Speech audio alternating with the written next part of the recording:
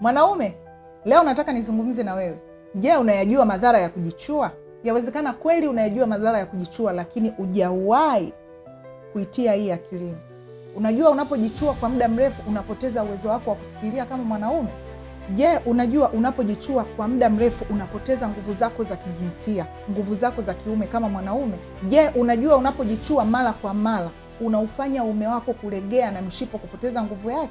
Unajua unapojichua mara kwa mara kiafya unaiathiri afya yako wewe kama mwanaume? Hii ndio kitu inayonisikitisha zaidi. Je, unajua unapojichua mara kwa mara wewe kama mwanaume unayafanya maumbile yako kuwa madogo? Sasa ninayo habari njema.